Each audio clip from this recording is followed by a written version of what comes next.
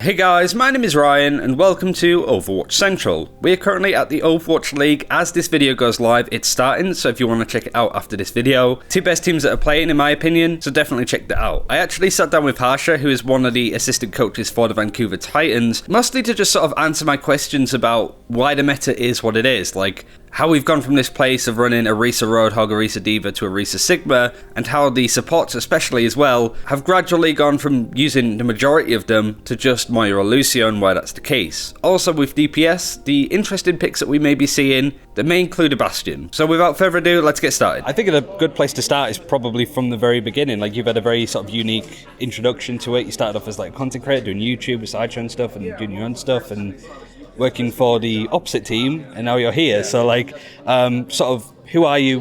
Where would people know you from if they didn't already know who you were? I'm Harsha. I guess they'd know me. To be honest, I just did like a bunch of random stuff in Overwatch, kind of, and then ended up here. So maybe from like writing or YouTube or whatever. That's pretty much it. Yeah, I mean, it's just sort of very interesting, I suppose, of like that whole route, but I guess we can talk about that later. I kind of wanted to talk about like the general like meta as a whole. I feel like as soon as Sigma sort of came into the game, there was like one side of teams that very much dedicated to what's very strong now, Doomfist, Reaper. Granted, there's a couple of changes here or there, but there were some other teams that maybe did a bit of Roadhog, tried to do other bits and pieces. Like, from your perspective, did you sort of realize the strength of that composition, or were you one that sort of over time realized, oh, we should probably be running this a bit more? During stage 4, we basically, towards like maybe week 3, week 4, we kind of stopped practicing for the stage 4. We'd already like locked up our number 1 seed, and then we decided to practice for the next meta that was coming up, because Sigma had already been released on live, I think. And what had happened was we pretty much immediately realized that he was a really strong hero.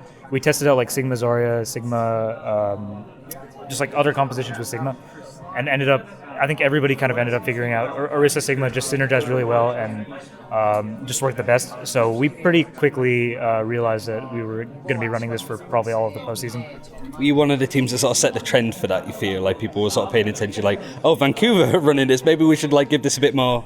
Potentially, although I think that everybody probably would have come to the same conclusion just because the two heroes synergize really well. In regards to tanks, there are changes on the PTR that we could talk about a little bit later on, but I guess there's that sort of feeling, especially like competitive for like normal plebs, I suppose, to an extent, but like there is an element of, you know, when you have these double barriers, you have Reinhardt and Winston as examples that do have abilities that can kind of work against that. In ranked, I guess a common argument is, you know, it's easier to run Orisa Sigma. It doesn't take too much communication as, like, in regards to like Zarya and Reinhardt, where you have to sort of top bubbles. For the higher tier, why is it that you guys sort of stick to that, I suppose? Why wouldn't you play Winston or Reinhardt, like, from your perspective, I guess? It feels like currently Winston doesn't really have a place in the meta just because he gets torn up pretty easily by like whatever Reaper people are running. Stuff. There's like Reaper, there's Bastion, there's like a lot of stuff that basically makes Winston really unfavorable, I feel like, especially when like a lot of these heroes were getting buffs passively and then ended up becoming actually strong. So it feels like Winston doesn't really have a place. Reinhardt, I mean, maybe he could be utilized more, but the thing is, like, Orisa just synergizes really well because she's super stable. You can pump a lot of healing into her, and she like sets up a lot of combos for the heroes that are meta right now. So Doomfist, Reaper, like everybody can use the halt. It's just that having like one stable barrier in front of you and then a rotating barrier that protects you from the flanks, it just feels like the strongest thing to run currently. And until some things change, it's probably what's going to be run for the foreseeable future. I guess you mentioned you wanted to talk about the PTR, so maybe the new nerfs that are coming into Sigma might play in, and Orisa as well. But right now the heroes synergize super well, and so it's hard to say whether or not the nerfs will affect that. I think tanks, it was always pretty much the go-to, like Orisa Sigma, but I think support play's been interesting because it went from this sort of place of Moira Lucio was played on control, then on like slower 2CP maps you saw a bit of Merciana, and then on sort of in-betweens it was like, I think it was Zen Baptiste that was sort of meta. Now it's pretty much Moira Lucio all of the time. Why is it that sort of happened? Because it was really cool that you had these like map-dependent metas. Then I guess people realised that why would you... It's kind of like GOATs. Why would you ever play anything else other than this? So I guess even then it's kind of like leading away from that just because of the Bastion stuff that's being played. But in terms of why is Moira Lucio so strong? Lucio just helps you reposition. You can engage really fast. You can disengage really fast. So he's just very useful in these kind of like these rush style compositions where you have like Reaper and Doomfist converging, right? And then the Lucio helps out with that.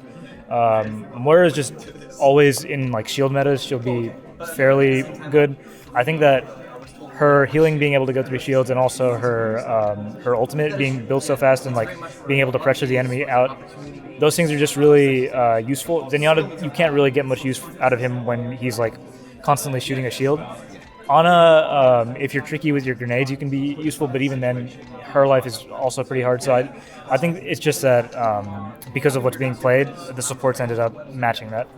There wasn't really much support changes on the PTR, but I guess actually before we talk about the PTR, DPS as well. Like I feel like that's the one that's been rotating in and out, and you have a bit of this rock paper scissors going on at the moment with like Doomfist Reaper and Farah being played a little bit because she's good from range, and then McCree being brought in.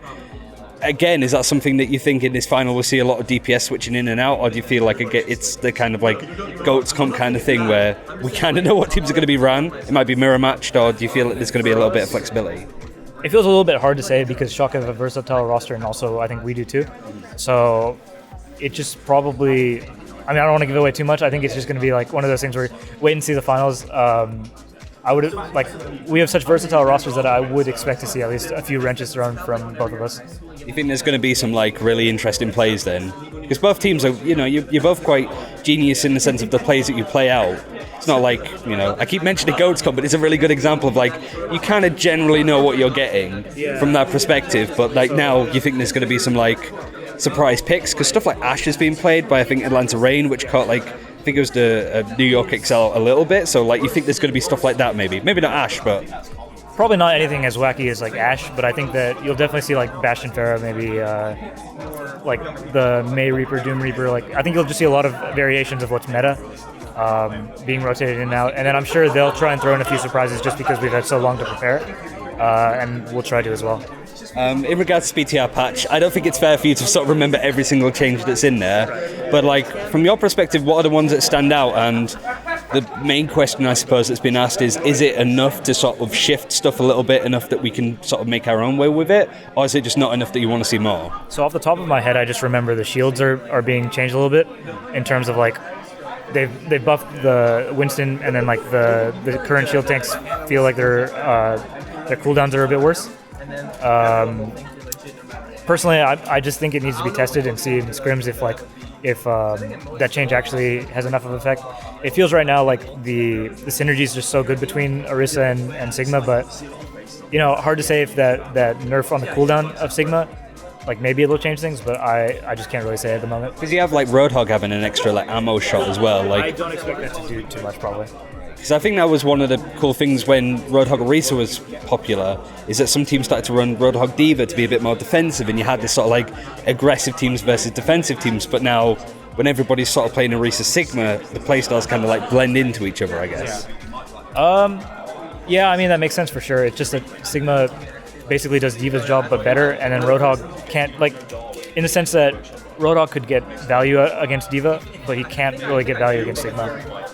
I think when it comes to what people play competitive, even as low as like Plat Gold, whatever, to what is in the pro scene, it's fairly similar. I guess the only hero that I think is a lot better in ladder, as opposed to like what you guys are playing, is like Symmetra is the only one that comes to mind. So like, why is it that Symmetra's not played for you, but is really strong in like our games, I guess? It's just that focusing is so much better in Overwatch League level, and communication, all of that stuff. Like, Symmetra's a good hero, but she feels more like a sort of a trick play rather than an actual solid strategy for a lot of maps. So teams are already kind of aware of teleporters, like good spots that teams will try and use, and like how they'll build up damage and stuff like that. And they know how to like rotate around the Symmetra and then eventually like focus her and kill her down. So I think that she's a good hero, but it's that Overwatch League team they have like a different level. You'll just like call it out straight away and just step on it. Exactly. I guess last question then. Like we sort of highlighted, your sort of journey is almost similar to like Jane as an example as a person. Granted, you're in the Overwatch League finals, he isn't, so like I guess you got that over him. But there must be like loads of people that watch us, watch other content creators that are interested in the pro scene that might want to do something similar to you. How do you even get started at this point? I think that to get started, you just reach out to teams and like obviously you make the content first, and then once you feel like you're at a certain level where you think you can contribute, you can reach out to teams. Esports is kind of weird where everybody's just on Discord and you can just like very easily reach out, right? So I mean, you can just talk to people and just say like, hey, I'd like to contribute analyst work. Like maybe they offer you some sort of deal if they like what you're putting out. I like tier 3 sort of teams that might just want the extra help. Yeah, and essentially that can lead up into a job, and then you can move up the ladder. That's sort of how I feel is like the standard way for, I think, a content creator to move into team side. It's a tough old world out there, I suppose, as well.